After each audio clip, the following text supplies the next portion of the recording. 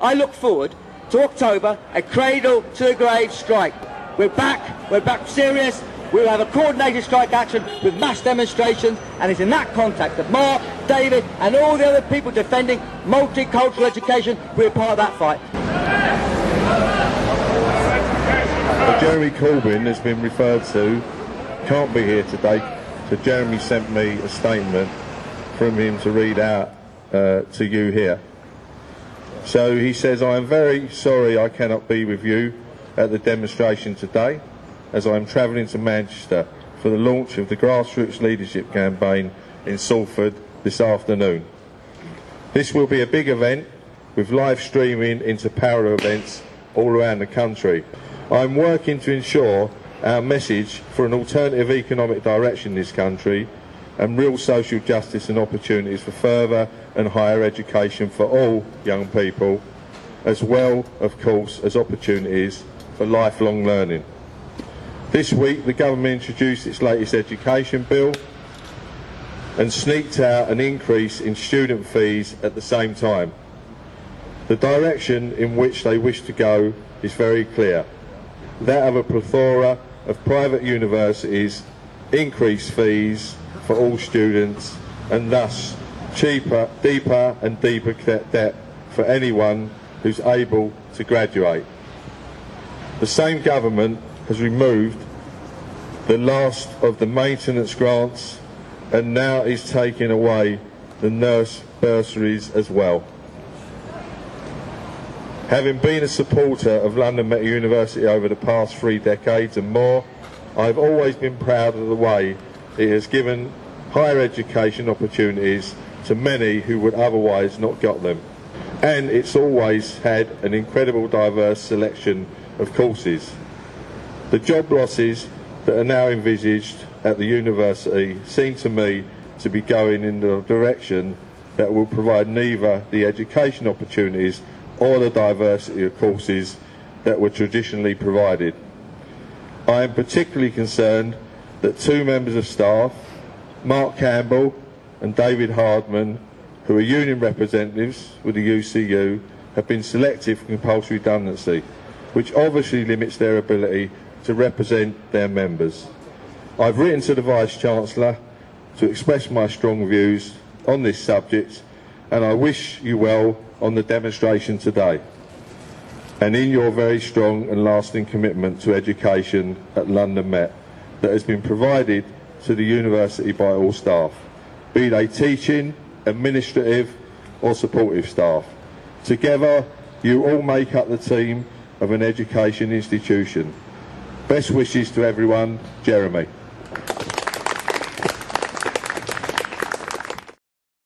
Malcolm X said education is the passport to the future because tomorrow belongs to those who prepare today. And for black people like me, education is everything. It's our chance at, fighting the racist structure in society that prevents us from being able to achieve and being able to access jobs, and being able to access, housing, etc. So many things that that stop people. And it's a shame. It's a shame that this is happening. But I'm also very, very, very pissed off with London management, as loads of people said today, because they like to pretend, and their byline is "we're diverse and look at us," and they like to do these things in an attempt to obviously give public relations that they are multicultural and that they are diverse, but they're actually fundamentally doing things to break students. The metrics in TEF are not going to enhance quality and excellence in education. It's just not going to do it. You are measuring quality on some really flawed metrics and not measuring quality on the experience the student get, what they leave, what they do after. We're not measuring anything. It's all about employability and employability, which, is important. People need to get jobs, but that's not the main reason why people go to university. The whole point about university is going, having a rich experience, but becoming a more critical person of society. That's what it's genuinely about. I mean, before I came to London Met, I qualified as a dental technician, so, I didn't need to go to uni, but I felt like I wanted to have an experience. I felt like I wanted to know what was going in the world. I felt like I wanted to become an active and a critical member of society, so I decided to make the choice, and decided to make the choice to come to London Met.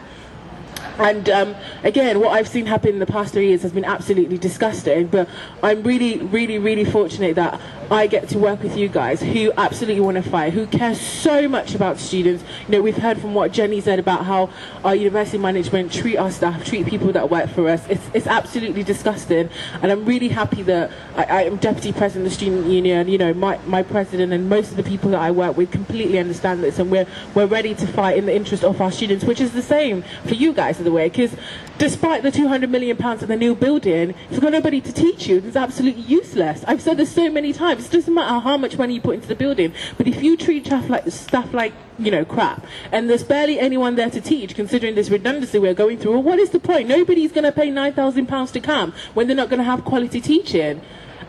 Nobody's going to do that. They will go somewhere else. And this is the position that we're being primed for privatisation, as so much as the white paper and the HE bill says. You know, private providers can sweep in, provide education, can exit in 2-3 months' time. And what happens to the students then? What happens to their money? What happens to the education? What happens to the people that these private providers employ to teach? What happens to them then? That's not job security. That's not education. And it's absolutely disgusting. And, you know, solidarity with you two. I'll continue to fight in whatever corner and capacity that I can. And yeah, down with management, that's all I can say. Sean Burnell.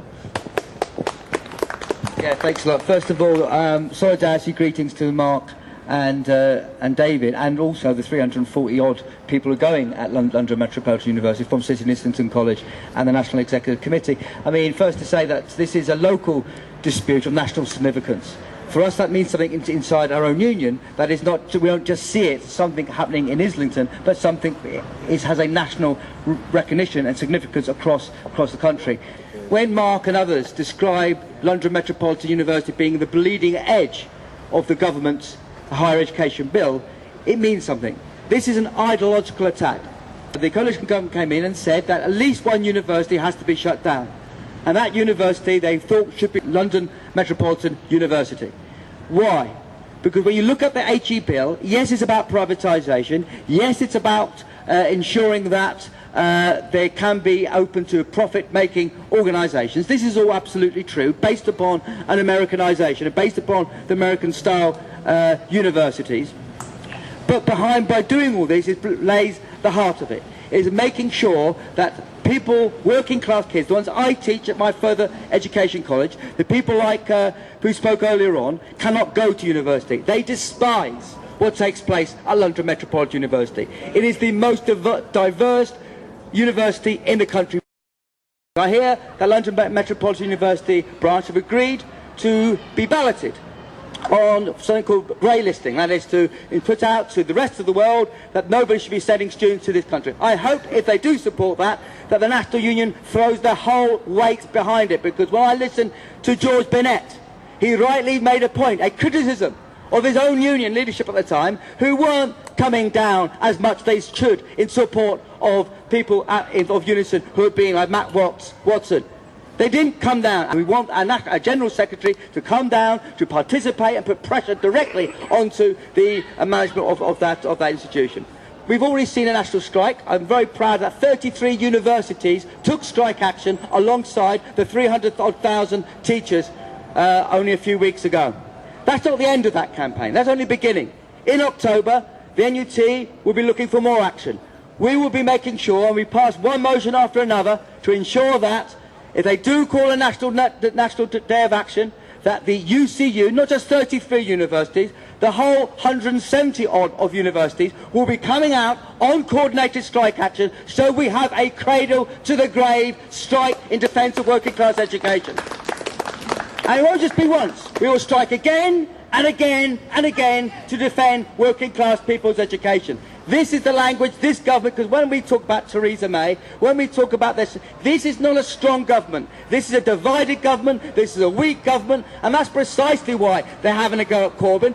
Not because they think he can't win, because he can win. They're scared if he wins, he'll represent all the ideas that people like us have, and they fear that more than anything else. So let's be clear, they're not frightened that he can lose, they're frightened that he can win. And the strength that would give, if he wins once again the leadership of the Labour Party, it will strengthen every strike, every demonstration in the movement today. So once again, I look forward to October, a cradle to the grave strike, followed by, on November the 12th, UCU and the National Union of Students have called a national demonstration. This is where we came in last time round, if you remember, in 2010. This time, we won't mess it up. That was a dress rehearsal. We're back serious. We will have a coordinated strike action with mass demonstrations, and it's in that context that Mark, David and all the other people defending multicultural education, we're part of that fight. Solidarity. See you soon.